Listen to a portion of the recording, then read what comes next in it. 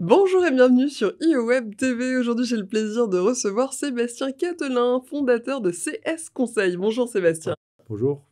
Alors, vous êtes assistant social de formation, vous êtes formateur en risques psychosociaux et formateur dans le social. Et comme si tout cela n'était pas suffisant, vous avez décidé en 2014 de vous lancer dans l'entrepreneuriat en créant donc une cellule d'écoute psychologique et un service social du travail. C'est ça.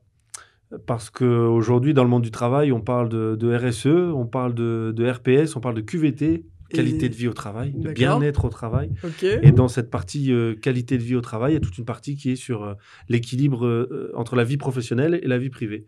Et nous, on est les seuls à pouvoir aller sur cette vie privée, faire le lien avec la vie professionnelle et essayer de faire en sorte que la personne soit bien dans sa vie privée et pro et qu'elle soit bien dans sa vie professionnelle. Et il y a beaucoup d'entreprises vraiment qui prennent à cœur le bien-être de leurs salariés et qui font appel à vous. D'ailleurs, quels sont vos clients? Oui, il y a beaucoup d'entreprises qui font appel à nous. Aujourd'hui, on travaille pour des administrations, on travaille pour des écoles, on travaille pour des centres de recherche internationaux, on travaille pour des hôpitaux, des associations. Et puis après, des entreprises privées de 50 à plus de 5000 salariés, peu importe le secteur d'activité. Ça peut être de la métallurgie, ça peut être du transport, ça peut être de la sidérurgie, ça peut être du secteur bancaire. Mais aujourd'hui, les entreprises ont à cœur de travailler sur ces thématiques-là, oui. Elles ont à cœur ou est-ce que c'est obligatoire en fait pour une entreprise? Il y a une obligation à partir de 250 salariés de se doter d'un service social du travail, effectivement.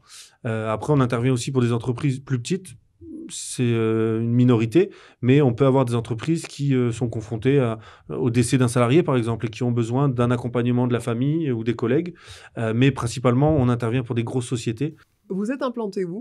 On est implanté à Metz, à la frontière du Luxembourg, et on rayonne principalement sur le Grand Est, des Vosges, Nancy, Metz, Reims, Charleville-Mézières, et puis on intervient aussi au Luxembourg, parce qu'on est juste à côté. Après, on a des entreprises de taille nationale ou internationale, donc on peut rayonner sur toute la France. Est-ce qu'avec cette période qui est assez exceptionnelle, la Covid-19, les confinements à répétition, le télétravail, est-ce que vous avez été beaucoup plus sollicité par les salariés?